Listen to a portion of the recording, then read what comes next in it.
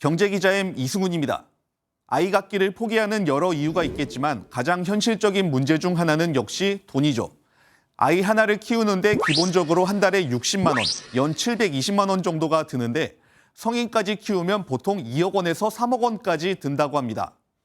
그럼 금전적 지원이 있으면 아이를 낳을 결심을 할까요? 국민 10명 중 8명은 그렇다고 답했는데요. 올해 1월 출산한 산모의 이야기를 들어봤습니다. 지난 6일 한 기업의 시무식.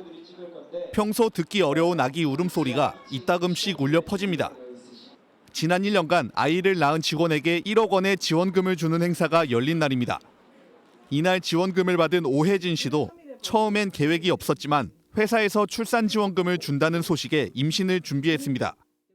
출산을 준비하는데 경제적인 부담이 굉장히 큰데 그 부담을 이제 출산 장려금 덕분에 많이 줄일 수 있게 되어서 올해 출산 지원금을 받은 직원은 모두 28명.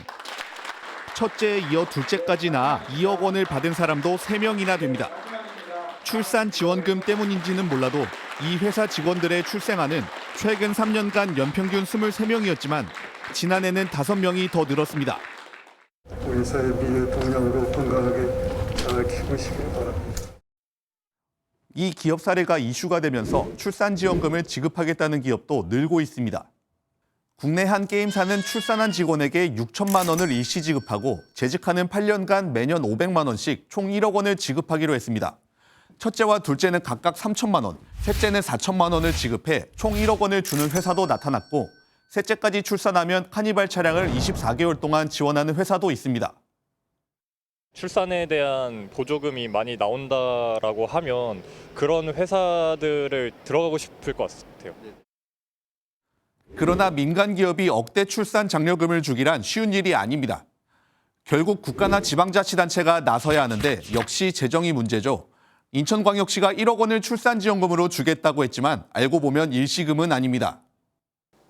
보건복지부와 인천시가 출연한 기존의 출산장려금 7,250만 원에 시 단독지원금이 추가로 2,870만 원 더해지는 형태입니다.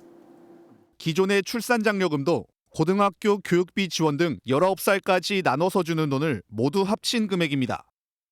시 단독지원금도 마찬가지여서 임산부 교통비 50만 원을 제외하면 나머지 금액은 18살까지 10만 원에서 15만 원을 매달 받는 구조입니다.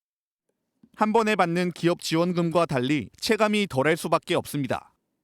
중앙정부가 아동수당이라든지 중심으로 해서 현금급여를 확대를 하면서 이제 지자체의 현금 지원은 좀 제재를 하는. 출산장려금이 마치 로또처럼 인식된다는 비판도 있지만 이런 파격적인 조치를 내놔야 할 정도로 우리나라의 인구 소멸은 심각한 수준입니다. 지난해부터 합계 출산율이 겨우 반등에 성공한 만큼 상승 추세가 이어지려면 장려금 못지않게 주택과 육아, 경력 단절 등 여러 걸림돌에서 획기적인 정책 전환이 필요하다는 지적입니다. MBN 뉴스 이승훈입니다.